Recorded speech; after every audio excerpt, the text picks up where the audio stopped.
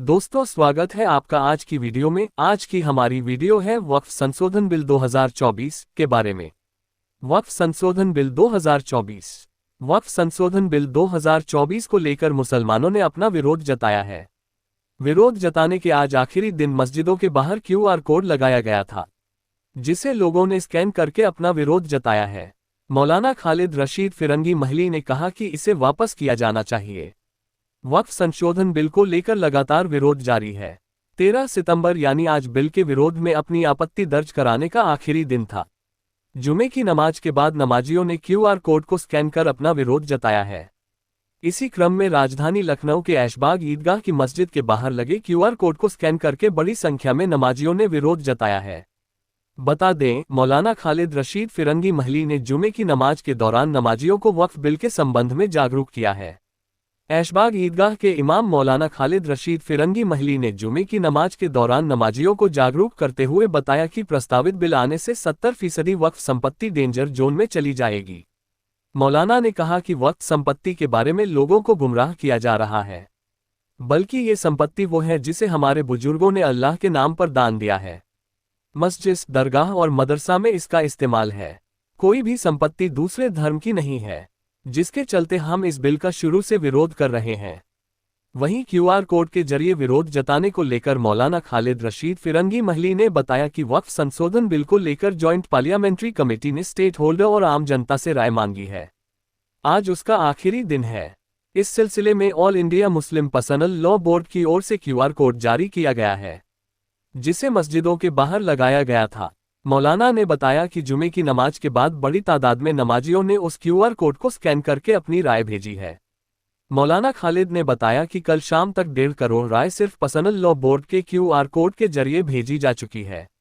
उन्होंने बताया कि आज जुमा होने की वजह से बड़ी संख्या में राय जाने की उम्मीद है। मौलाना ने बताया कि किसी भी डेमोक्रेसी में इसी तरीके से आवाम अपनी राय देती है और उसी आधार पर फैसले लिए जाते हैं।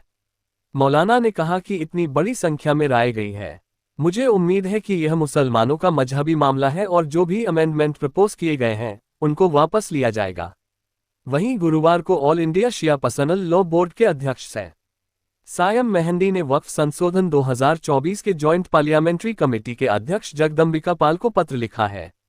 बोर्ड के अध्यक्ष ने कहा कि वक्फ में संशोधन करने का अधिकार किसी को नहीं है।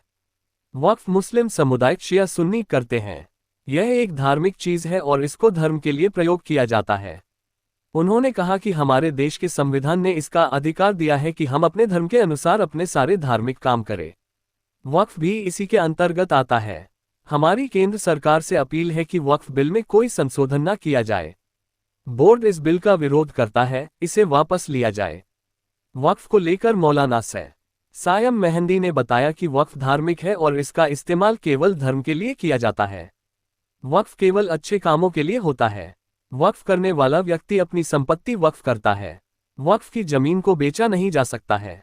वक्फ बोर्ड अपने हिसाब से मुतवल्ली बना सकता है, लेकिन इसके लिए मुस्लिम होना जरूरी है। वक्फ प्रॉपर्टी को किसी दूसरी जगह ट्रांसफर नहीं किया जा सकता है। वक्फ मुसलमान के वहां होता है और इसमें संशोधन से मुसलमान को नुकसान पहुंचेगा। वक्फ संपत्ति को किराए पर दिया जा सकता है, लेकिन संपत्ति बर्बाद ना हो, जिसके चलते वक्फ में संशोधन से वक्फ नहीं रहेगा, ये लोगों की निजी जायदाद हो जाएगी। वक्फ संशोधन बिल 2024 का दारुल उलूम और जमीयत के दोनों संगठनों ने विरोध जताया है। उलेमा ने बिल को असंवैधानिक, अलोकतांत्रिक और अन्यायपूर्ण बताते हुए भारतीय संविधान में प्राप्त धार्मिक स्वतंत्रता के खिलाफ बताया। केंद्र सरकार द्वारा लोकसभा में लाए गए वक्फ संशोधन कानून को भले ही मुस्लिम समाज के रोष को देखते हुए JPC में भेज दिया गया हो, लेकिन अभी तक मुस्लिम समाज का रोष खत्म नहीं हुआ है। वक्फ संपत्तियों को बचाने के लिए मुस्लिम पर्सनल लॉ बोर्ड सहित देश भर के उलेमा ने पहल आरंभ की है। इसमें एक मसौदा तैयार कर वक्फ संशोधन बिल 2024 का विरोध जताया गया है। हालांकि JPC द्वारा देश भर के उलेमा और संगठनों से इसके संबंध में राय मांगी गई थी। इसके चलते मुस्लिम पर्सनल लॉ बोर्ड ने विरोध पत्र JPC के पास भेजने का निर्णय लिया गया है। इसके लिए विशेष तौर पर एक QR कोड जारी किया गया है। इस संबंध में दारुल उलूम देवबंद के मुहतमिम मुफ्ती अबुल कासिम नोमानी ने कहा कि वक्फ इस्लाम का एक अहम कार्य है। सरकार द्वारा लाया गया वक्फ संपत्ति संशोधन बिल इसकी सूरत को पूरी तरह बदल देगा, इसलिए all India Muslim personal law द्वारा जारी प्रारूप के माध्यम से सरकार द्वारा लाए जा रहे बिल का विरोध किया जाना आवश्यक है। केंद्र सरकार द्वारा लाया गया बिल वक्फ को बर्बाद करने की पहल है। दारुल उलूम मोहतमिम ने केंद्र सरकार से कहा कि यह हमारा धार्मिक मामला है, इसलिए हम नए बिल का विरोध करते हैं।